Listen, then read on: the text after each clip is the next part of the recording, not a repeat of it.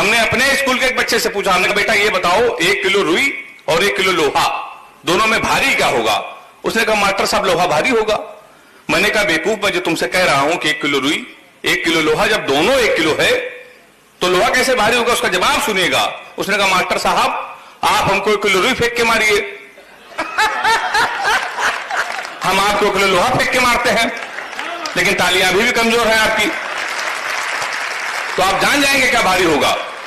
हमने बच्चे से दूसरा क्वेश्चन पूछा, हमने कहा ये बताओ हिंदुस्तान में सबसे तेज उड़ने वाले पंछी का क्या नाम है? उसने जवाब दिया हाथी। हमने खड़े हो जाओ तुम्हारे बाप क्या करते हैं? उसने कहा दाऊद के गिरोह में शूटर है। हमने कहा बैठ जाओ, हाथी सही जवाब। तो मास्टर भी बड़ा होशियार होता है। मैं हास्य का कवि हूं, 10, 15, 20 मिनट आपके बीच रहूंगा। चंदन जी अभी आए, हमारे छोटे भाई प्यार मोहब्बत की बातें कर रहे थे, अनामिका अंबर जी जो श्रृंगार के हिंदुस्तान की इस समय सर्वश्रेष्ठ कवित्रियों में एक हैं, वो भी आएंगी, प्यार मोहब्बत की बातें करेंगी। मैं हास्य का कवि हूं, मैंने आज तक प्यार मोहब्बत के विषय में कोई कविता नहीं लिखी। प्यार मोहब्बत तो छोड़िए, हमने आज तक किसी लड़की को देखा लग नहीं। संजू भैया आपको सही बता रहा हूं, लड़कियों की जन्मजात बीमारी होती है। किसी लड़की का आप गौर से देख लो तो कहेंगी देखो कैसे कुत्ते की तरह देख रहा है, ना देखो तो कहेंगी कुत्ता देख भी नहीं रहा है। तो मैं बहुत दूर रहता हूं भाई साहब प्यार मोहब्बत से। मैंने तो 4 पंक्तियां लिखी भाभी, मैं प्यार मोहब्बत से तो क्यों दूर रहता हूं? अगर पंक्तियों में मजा आ जाए तो हाथ उठा के मेरा समर्थन करना। मैं श्रृंगार से सोने में क्यों दूर रहता हूं कि एक फूल तुझे देने के लिए सस्ते में ले लिया, प्यार मोहब्बत से क्यों दूर रहता हूं कि एक फूल तुझे देने के लिए सस्ते में ले लिया, देखे ना कोई इसलिए बस्ते में ले लिया, फूल तुझे देने को निकले थे जाने मन, पर बजरंग दल वालों ने उसे रास्ते में ले लिया। तो मैं बहुत दूर रहता हूं प्यार मोहब्बत से। अभी एक मेरा वीडियो काफी वायरल हुआ, मैं प्यार मोहब्बत से क्यों दूर रहता हूं। मेरा एसएससी वाला मैं आपको बताऊं पूरे कॉलेज में पूरे देश में वायरल हुआ।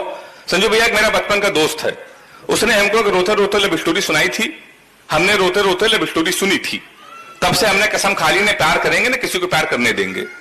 वो लव स्टोरी हम आप लोगों को सुना दे रहे हैं, अगर किसी की हिम्मत हो तो प्यार करके दिखा देना, मेरा चैलेंज है। वो लव स्टोरी कुछ इस तरीके की थी कि जब हम 3 साल के थे तब वो पैदा हुई थी। हम कक्षा 2 में आए, वो केजी में आई। हम 5 में आए, वो 3 में आई। हम हाई स्कूल में आए, वो 9th में आई। हम इंटर में आए, वो फर्स्ट ईयर में आई। फिर हम एसएससी की तैयारी करने लगे। लड़के जब इंटर कर लेते हैं तो एसएससी करते हैं, आईआईटी करते हैं। हम एसएससी की तैयारी करने लगे तो फर्स्ट ईयर में आ गई। हम एसएससी की तैयारी कर रहे थे, इंटर में आ गई। हम एसएससी की तैयारी कर रहे थे, वो बीए में आ गई। हम एसएससी की तैयारी कर रहे थे, वो एमए में आ गई।